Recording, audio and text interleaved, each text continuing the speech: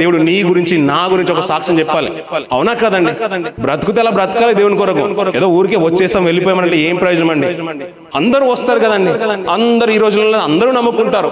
సంఘాలు విస్తారంగా కట్టబడుతున్నాయి, ఆలయాలు కూడా కట్టబడుతున్నాయి. వారికి మనకంటే ఒక వ్యత్యాసం ఏముందండి? వారికంటే ఒక భిన్నంగా మన జీవితాలు ఉండాలి. దేవుని కొరకు అయిష్టంగా మన జీవితాల్లోంచి ఉన్నతంగా బ్రతుకుతున్నప్పుడు, ప్రేమించే జీవితాలకు వస్తున్నప్పుడు ఇంకెంత గొప్పగా బ్రతకాలండి.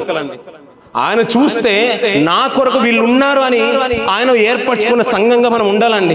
ఎక్కడో ఉన్న పరాయి దేశంలో, అన్య దేశంలో ఉన్న సారేపతు ఆ స్త్రీనే చూస్తూ ఉంటే దేవుడు మనల్ని చూడలేడండి? ఆయన కనబడతారండి, మనం కూడా కనబడతామా? ఆయన చూడగలుగుతాడండి? చూడగలుగుతారా మనల్ని? ఏమన్నా మీరు చెప్పట్లేదు. మనం కనబడతామండి? కనబడతామా? ఇప్పుడు మీ పిల్లల్ని వదిలేశారు అనుకోండి, అక్కడ తల్లిని చూస్తున్నాను, సహోదరిని, పిల్లలు అక్కడ ఆడుకుంటున్నారు, కానీ ఆమె దృష్టి అంతా ఎక్కడ ఉంటుంది? పిల్లల మీద ఉంటుంది. ఎందుకు ఉంటుందండి? కన్నది కాబట్టి. అంతే కదండి, తల్లి పేగు అంటారు. వాడు ఎక్కడున్నా వాడు ఎలా ఉంటుంది, ఆ పరిధి దాటి వెళ్ళిపోయాడా నా చేతిలోంచి తప్పిపోతాడు కాబట్టి అంత లోపే పట్టేసుకోవాలనుకుంటున్నాను. అవునా కదండి? దేవుడు కూడా మనల్ని కన్నాడండి. ఊరికి కాదు కదండి, మనల్ని కని పెంచాడంట. ఎక్కడి నుంచి అంటే తల్లి గర్భంలో నుంచి మనకు సాయం చేయవాడంట దేవుడు. ఎక్కడి నుంచి అండి? తల్లి గర్భంలో నుంచి సాయం చేసేవాడంట. ఎందుకు ఆ మాట ప్రస్తావన తీసుకొచ్చాడంటే దేవుడు, మనం అప్పుడప్పుడు స్పీడ్ బ్రేకర్ హంప్ దగ్గర మన కారు